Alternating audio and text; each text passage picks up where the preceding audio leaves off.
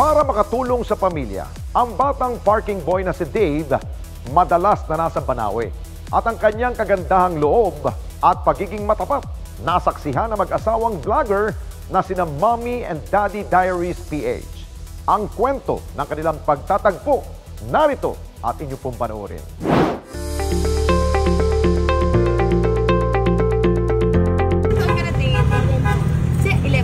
Ang post na ito ni Shara at Vlad Magallanes, o mas kilala bilang mga sikat na content creators na sina Mommy at Daddy Diaries PH, ay umani ng paghanga mula sa marami nating netizen.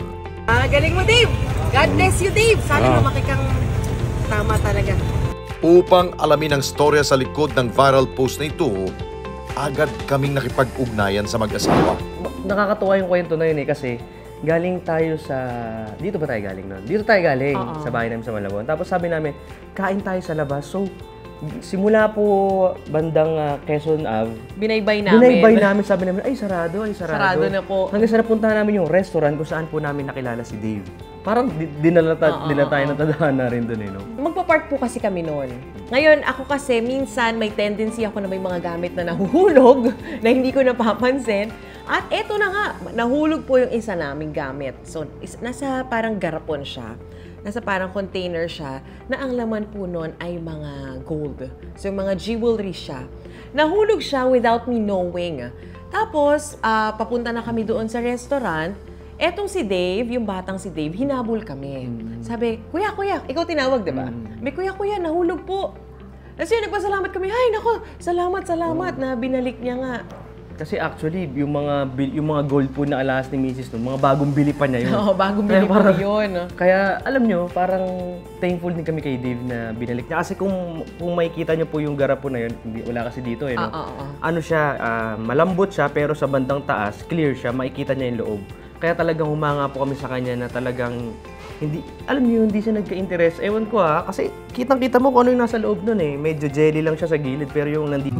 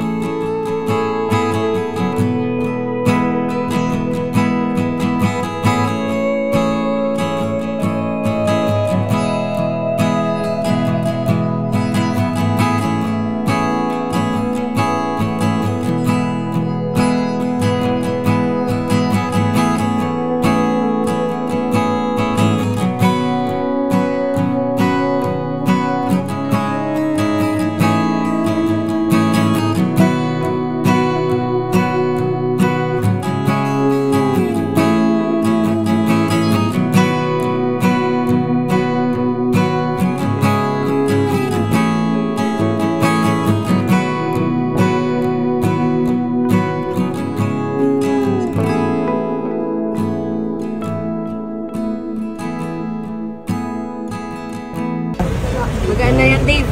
Pagpatuloy mo yung ganyang kabaitan. Agad namin siyang hinanap dito sa Banawe, kung saan sinasabing nakita at nakilala siya ni Shara.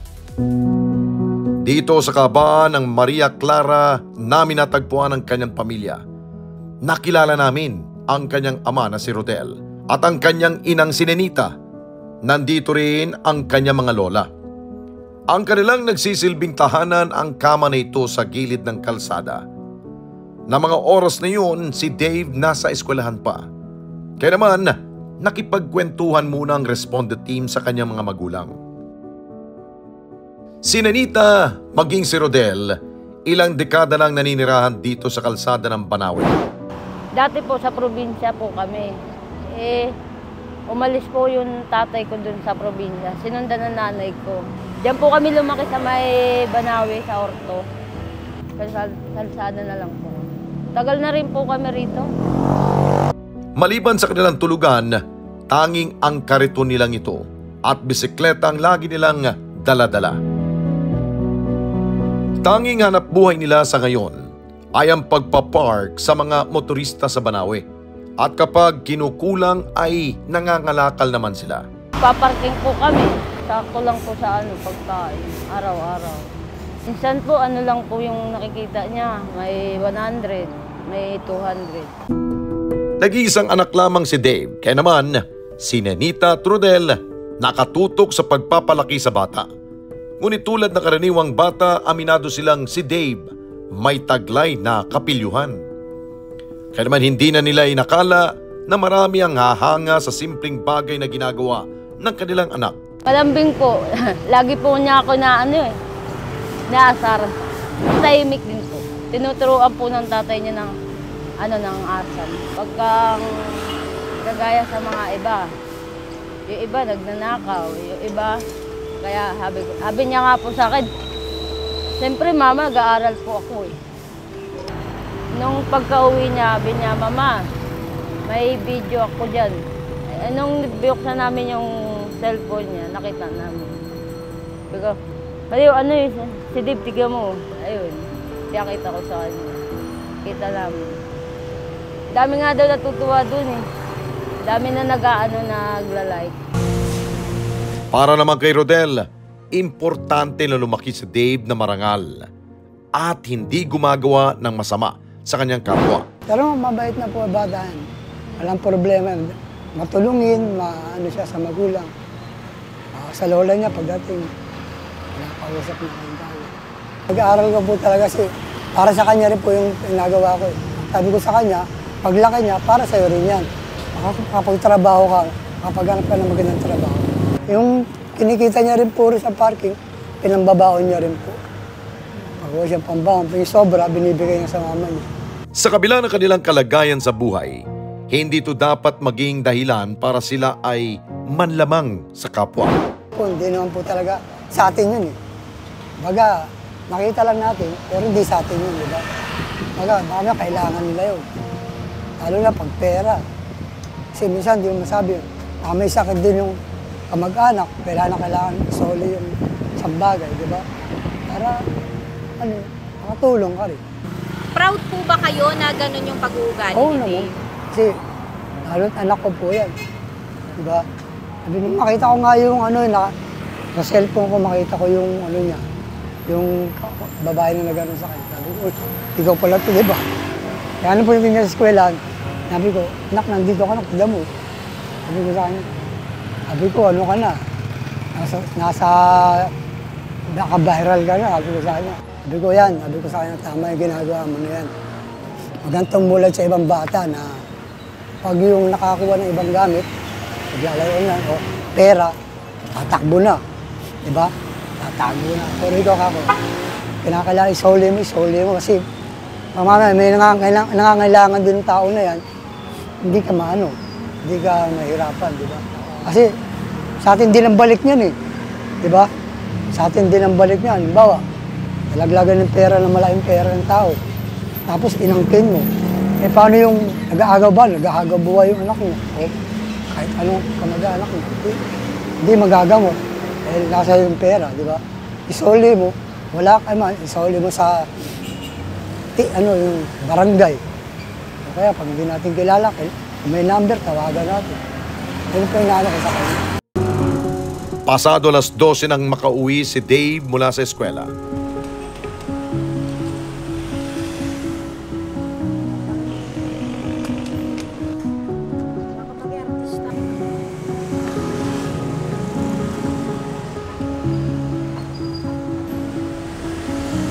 Matapos magbihis at kumain, isang mahiyaing bata ang humarap sa amin.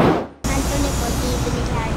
Dave, anong grade 4. Kamusta naman yung pag-aaral mo? Okay lang po. Masaya ka pa pag nag-aaral ka? May mga kalaro po. Tipid man ng mga sagot at madalas ay ngiti ang kanyang pinapakita. Batid namin ang sinseridad sa kanyang mga binibitawang salita sa amin. Dinampot ko po. Tapos, nung binuksan ko muna po, tapos binalik ko. Akala ko po kulay green lang po yung laman eh. Binalik ko na lang po. Ano po, abang nasa labas ko po sila. Nakita ko po kasi nalaglag ng bata po eh. Baka kailangan pa po nila eh. Bakit dapat natin ibalik yung hindi sa atin? Sama po pag hindi po binalik. Sa kabila ng kanilang sitwasyon, ang pamilya ni Dave masayahin at hindi iniindang problemang kinakaharap nila sa araw-araw.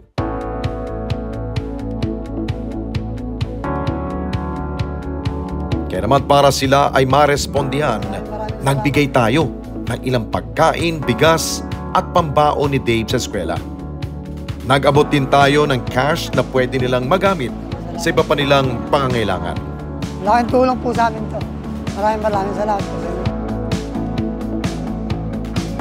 Dahil sa nakita naming sitwasyon na mag-anak, sasangguni ang Responde Team sa National Housing Authority kung papaano maaring mabigyan ng pagkakataon ng pamilya ni Dave na magkaroon ng sariling bahay dito pa rin sa lungsod ng Quezon.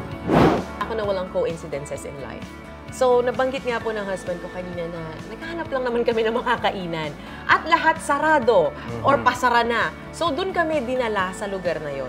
So, naniniwala ako na we were meant to be in that place, in that exact moment to meet Dave. Na maipahatid yung message niya sa mundo. At ayun nga po, na makita ng mga tao na mabuti ang puso ng mga tao na kahit less fortunate, di ba? Hindi po ibig sabihin no na hindi na maganda ang kanilang puso, di ba? At natutuwa nga ako, ma'am, na may mga kayo po, nahatidan nyo sila ng tulong, di ba? Parang through us, na-meet nyo sila at natutulungan nyo po sila. Di ba? At alam ko, hindi lang kami po at hindi lang din po kayo ang last na makakapaghatid sa kanila ng tulong. Alam ko sa kanya, lalaki sa mabuting tao. Alam ko, one day, yung kaya niyang magiging blessing siya sa pamilya niya. Alam ko, nakikita ko sa batang yun eh. Ano lang to, stepping stone pa lang ni Dave to para makita niya kung ano yung tunay niyang potential nang dahil sa kabutihang ng ugali niya. Alam ko sa sarili ko, maraming mga pinto magbubukas. Balang araw, paglaki niya, pag oras na magtatrabaho na siya. Yun. Si Dave sa kanyang murang edad, natuto na maging mabuting tao sa kanyang nakakasalamuha. Na kung tutusin, hindi naging hadlang ang kahirapan para malihis siya ng landas. Ang batang si Dave na nasa likod ng viral video na ito ay magpapaalala sa atin na sa mga pagkakataon na gumagawa tayo ng mabuti sa kapwa, lagi itong may balik na mas mabuti para sa atin. Mga kababayan, salamat po sa inyo pong pagsubaybay sa Responde Mata ng Mamamayan. Para mapanood pa ang iba pa naming pagresponde sa ating mga kababayan, i-click lamang ang subscribe button at i-follow lamang ang Net25 social media pages at Net25 TV.